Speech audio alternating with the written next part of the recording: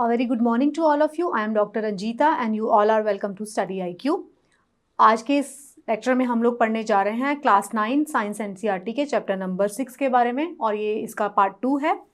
तो this chapter is about tissues. अगर आप मुझे कांटेक्ट करना चाहते हैं, अगर आपको कोई स्पेसिफिक क्वेरी है तो you can mail me at this email address. ये मेरा इंस्टाग्राम हैंडल है. और अगर आप इस चैप्टर से जुड़े हुए पीडीएफ को डाउनलोड करना चाहते हैं तो इस टेलीग्राम चैनल पर आपको वो सब मिल जाएंगे. अगर आप चाहते हैं क्लास 6, 7 और 8 साइंस एनसीईआरटी के चैप्टर्स को भी देखना तो उन सब का लिंक भी इसी टेलीग्राम चैनल पर शेयर किया गया है.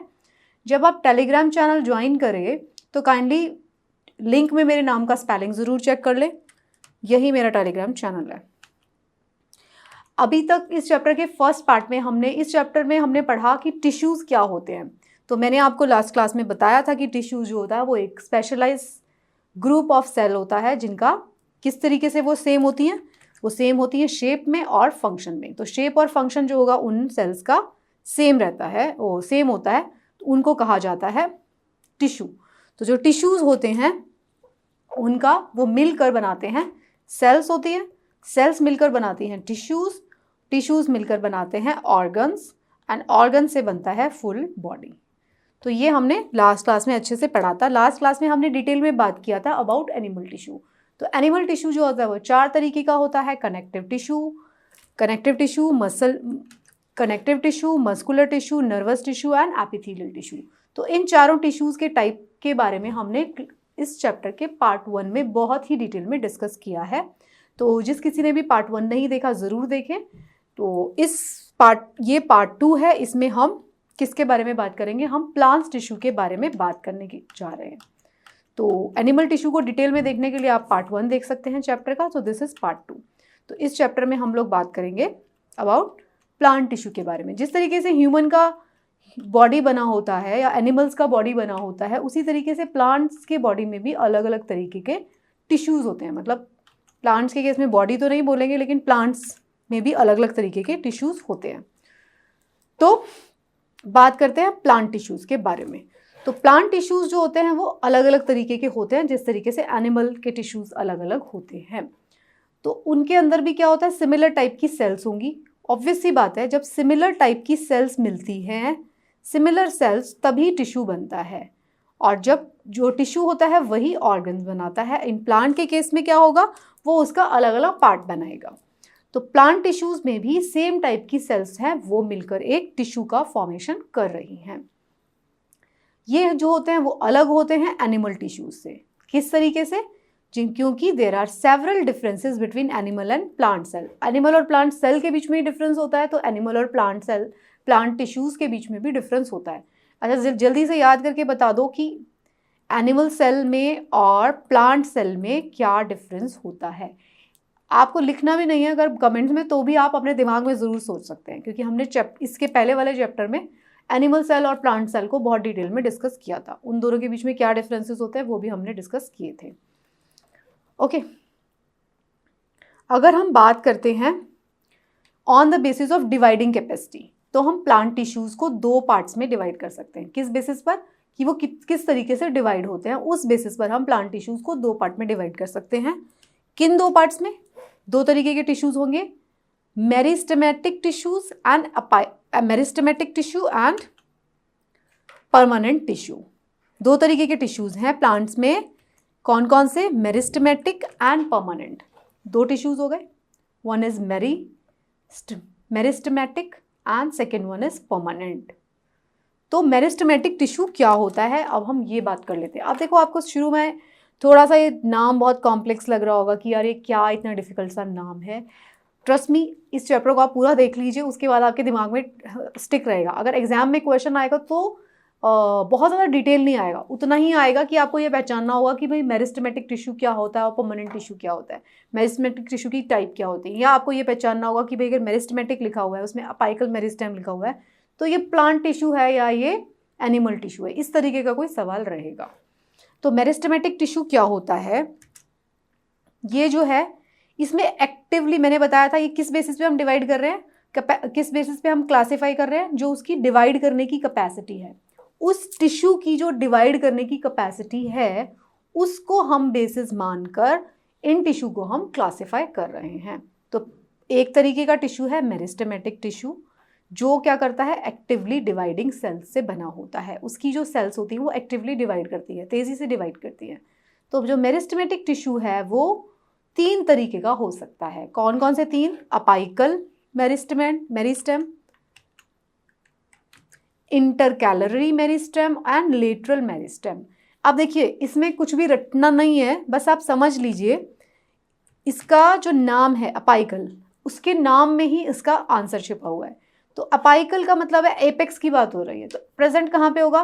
टिप्स पे, growing tips of stems and roots. जो भी प्लांट की ग्रोइंग टिप्स होंगी, ये देखिए growing tips of plants and root, यहाँ पे क्या होगा? Apical meristem. ये देखिए यहाँ पे अपाइकल मेरिस्टेम टिश्यू, ठीक है, मेरिस्टेम टिश्यू की बात हो रही है। लेटरल कहाँ पर होगा? लेटरल साइड पे, ठीक है। और तीसरा कौन सा था? इंटरकैलरी।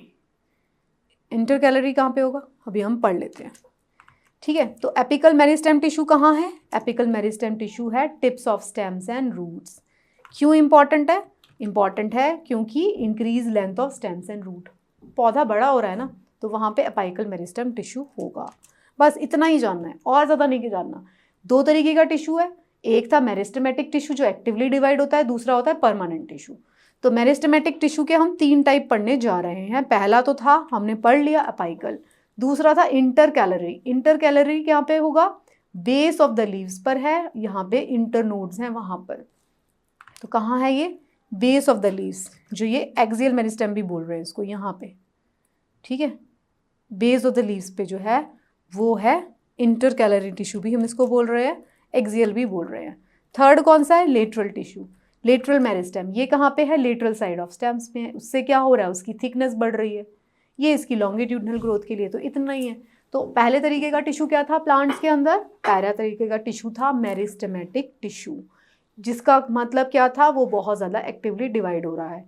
एक्टिवली डिवाइड हो रहा है तो वो किस चीज़ में हेल्प कर रहा है? वो ग्रोथ में, या तो लंबाई में प्लांट बढ़ रहा है, या उसकी चौड़ाई बढ़ रही है, थिकनेस बढ़ रही है।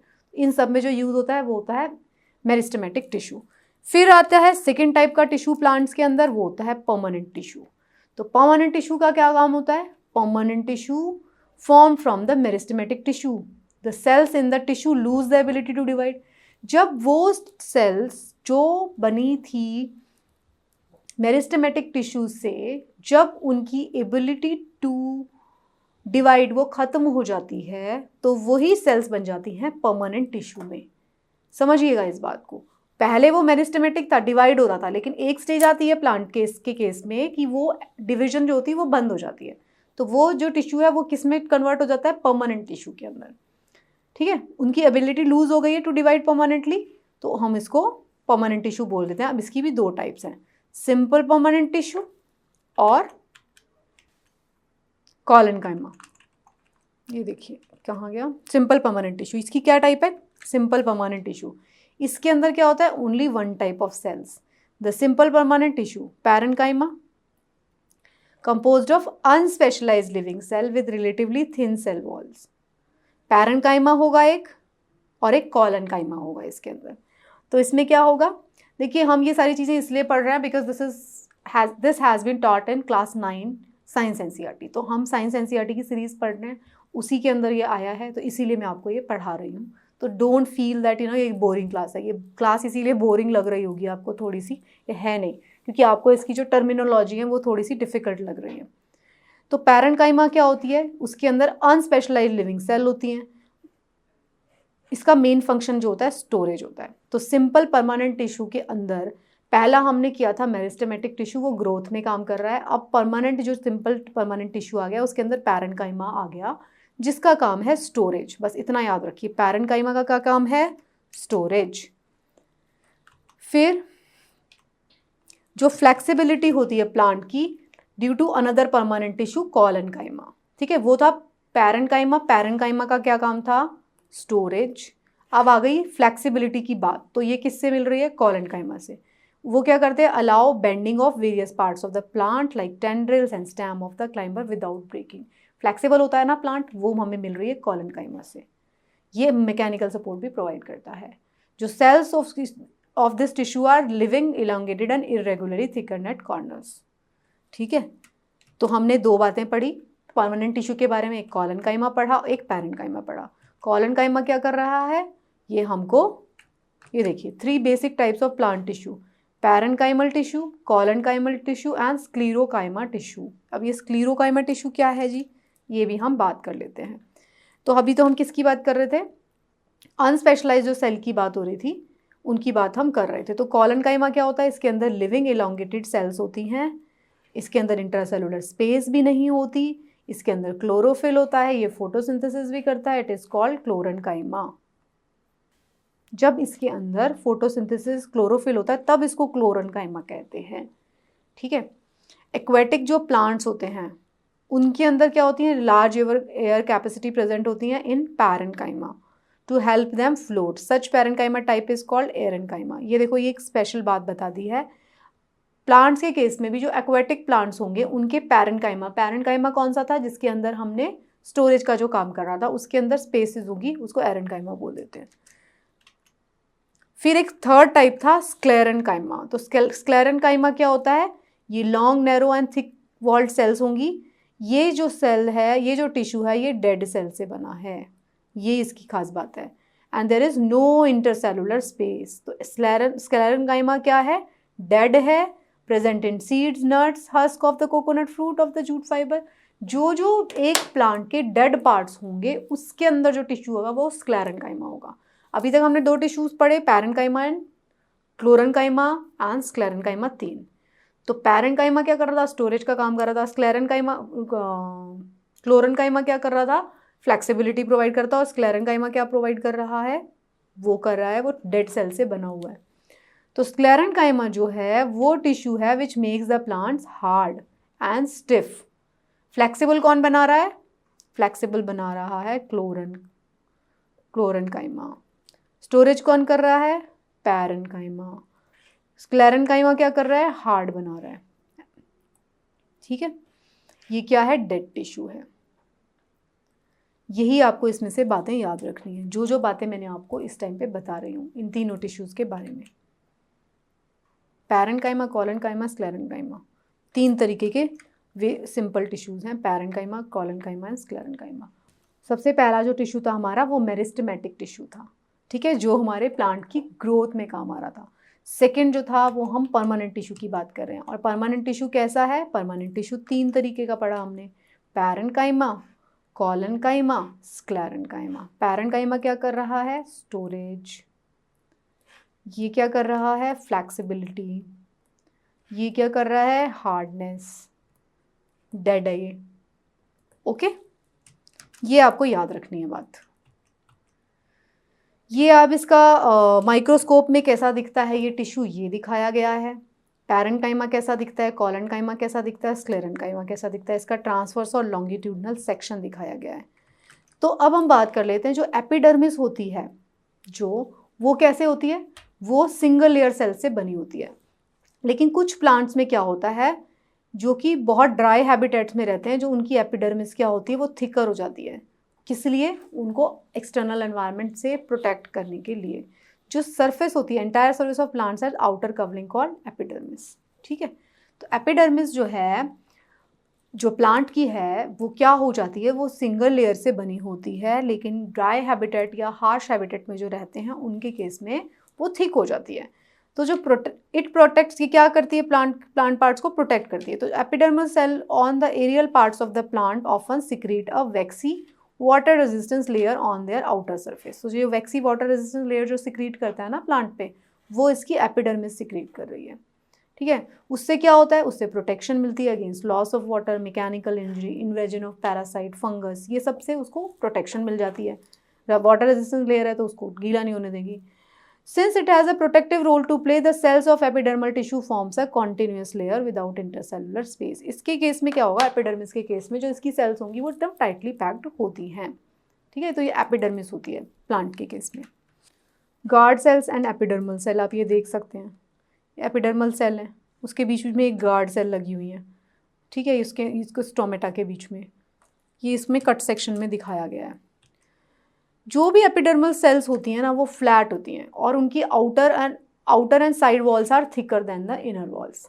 जो स्पोर्स होते हैं here and there in epidermis of the leaf, these spores are called stomata. तो स्टोमेटा के बारे में हम बहुत बार पढ़ चुके हैं। जो एपिडर्मिस, जो उसकी बाहर की स्किन होगी प्लांट की, उसके अंदर स्टोमेटास प्रेजेंट होते हैं। अब स्टोमेटा का क्या फंक्शन होता है, किडनी शेप होते हैं, उससे क्या होता है, गैसेस एक्सचेंज होता है, necessary for exchanging gases with the atmosphere. Transpiration, जो वाटर लॉस होता है वो भी इसके थ्रू होता है, स्टोमेटा के थ्रू होता है, ठीक है। तो एपिडर्मिस सेल जो होती हैं of the root whose function is absorption water commonly bear long hair like parts that greatly increase the total absorptive surface area। जो रूट में जो होती हैं, रूट्स जो होते हैं प्लांट के, उसमें हेयर लाइक प्रोजेक्शन होती हैं। ये हम पहले भी पढ़ चुके हैं, क्लास 7-8 में पढ़ा है हमने। वो जो हेयर लाइक प्रोजेक्शन होती हैं वो सरफेस एरिया जो होता है रूट का वो बढ़ा देती हैं। सरफेस एरिया बढ़ने से क्या होता है, ताकि जो प्लांट है वाटर के साथ साथ न्यूट्रिएंट्स को ज़्यादा से ज़्यादा एब्जॉर्ब कर पाए। तो ये उनका काम होता है।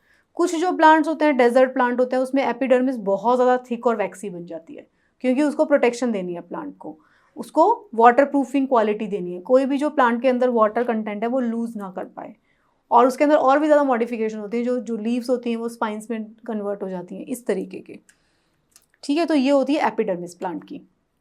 जैसे जैसे प्लांट ओल्ड होता जाता है, जो उसकी आउटर प्रोटेक्टिव टिश्यू जो होता है उसमें चेंजेस होते जाते हैं। जो सेकेंडरी मेरिस्टेम जो लोकेट होती है in the cortex forms the layer of cells which constitute the cork. अब जो मेरिस्टेमेटिक जो सेल्स होती हैं, मैंने बताया कि वो धीरे धीरे क्या बन जाती हैं, परमानेंट सेल बन जाती हैं, जब उनकी कैपेसिटी जो होती है डिवाइड करने की खत्म होती जाती है। तो वो धीरे धीरे थिक होती जाती है। जैसे आपको बार्क ऑफ द ट्री दिखाई देती है या कॉर्क जो दिखाई देता है, वो सब हमें क्या होता है, वो एक्चुअली जो डेड सेल्स होती हैं वो थिकन होती जाती हैं। तो जो सेल्स ऑफ द कॉर्क क्या होती है, डेड है और completely arrange without intercellular spaces. They are also have substance called suberium in their walls to make them impervious to gases and water. तो ये इम्पर्मिएबल होती हैं गैसेज और वाटर के लिए। ये आप इसमें देख सकते हैं, इसका कट सेक्शन दिखाया गया है। फिर ये तो था सिंपल जो था परमानेंट टिश्यू था ये। अब हम एक कॉम्प्लेक्स परमानेंट टिश्यू की बात करेंगे। देखो, सिंपल परमानेंट टिश्यू को हमने 3 पार्ट्स में डिवाइड करके पढ़ा, और एक फिर फर्दर एक्सटेंशन पढ़ा हमने उसका। क्या पढ़ा हमने, वो था एपिडर्मिस। पहले हमने पढ़ा परमानेंट टिश्यू को पैरेन्काइमा, कोलेन्काइमा और स्क्लेरेन्काइमा के बारे में। इन तीनों का फंक्शन मैंने आपको बता दिया। फिर हमने एक एपिडर्मिस के बारे में पढ़ा जो कि आउटर कवरिंग थी, जिसके अंदर स्टोमेटा होते हैं। अब हम बात कर रहे हैं कॉम्प्लेक्स परमानेंट टिश्यू भी होता है प्लांट्स के केस में, उसका थोड़ा कॉम्प्लेक्स स्ट्रक्चर होता है। तो वो क्या होता है, वो एक से ज़्यादा टाइप की सेल से बना होगा। ये कंडक्टिंग टिश्यू है, परमानेंट टिश्यू है, कंडक्टिंग टिश्यू है। जैसे कि हमारे पास, जैसे हमारे बॉडी में ब्लड वेसल्स होते हैं, ऐसे ही प्लांट्स के केस में भी वस्कुलर टिश्यूज का होता है। ये भी परमानेंट टिश्यू है, जिसके अंदर क्या आता है, जाइलम आता है, जिसके अंदर फ्लोएम आता है और प्रोटेक्टिव टिश्यू। तो जाइलम क्या होता है, ये हम पहले भी पढ़ चुके हैं। जाइलम होता है जिससे कि वाटर कंडक्ट होता है। वाटर जाएगा तो साथ में मिनरल भी जाएगा, वो रूट से पानी को ऊपर पहुंचाएगा प्लांट के अंदर। अगर ये प्लांट है तो उससे ऊपर जाएगा, किसके थ्रू, जाइलम के थ्रू। तो जाइलम में क्या होगा जी, देखिए ये जाइलम वेसल्स हैं, जाइलम वेसल्स, इसके थ्रू पानी और मिनरल सब ऊपर जाएंगे। फ्लोएम वेसल्स क्या करेंगी, फ्लोएम वेसल्स अभी आप देख लेते हैं। फ्लोएम वेसल फूड को करती है। पहले तो ये क्या कर रहा है, जाइलम ये कंडक्ट कर रहा है वाटर एंड मिनरल, कहाँ से, रूट से different parts of the plant. Anti gravity absorption करता है प्लांट, ग्रेविटी नीचे फोर्स लगाती है, और प्लांट क्या करता है, ऊपर पानी को लेके जाता है जाइलम के थ्रू। और उसके लिए प्रेशर कहाँ से प्रोवाइड किया जाता है, याद करिए थोड़ा, हम पहले वाली क्लास में पढ़ चुके हैं।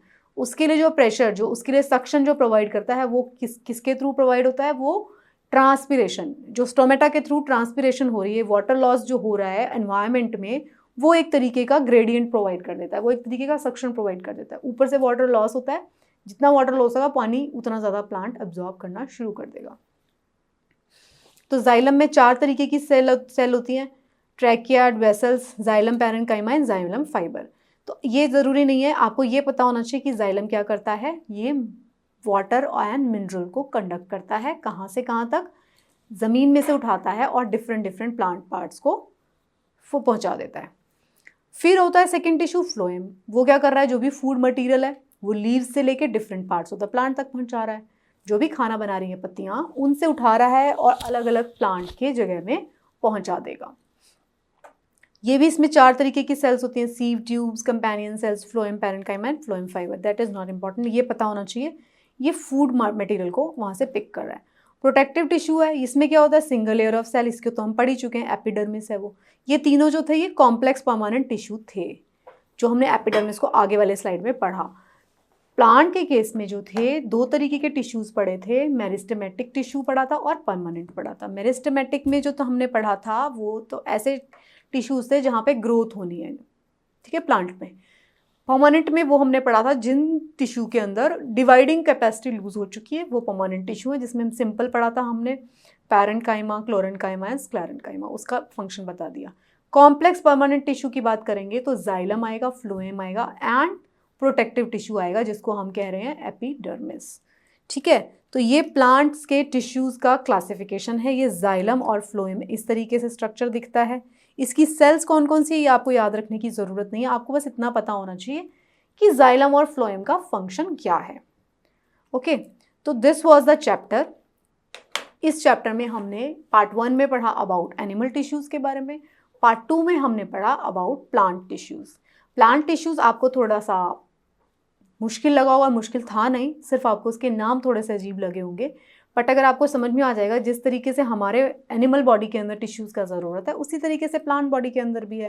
प्लांट बॉडी के टिश्यूज़ को हमने 2 कैटेगरीज में डिवाइड करके पढ़ लिया, मेरिस्टेमेटिक एंड परमानेंट। तो मेरिस्टेमेटिक वहाँ पे जहाँ पे ग्रोथ हो रही है, परमानेंट जहाँ पे है वो ग्रोथ के सिवा बाकी चीज़ें, स्टोरेज है, फ्लैक्सिबिलिटी है, हार्डनेस है, वो प्रोवाइड कर रहे हैं।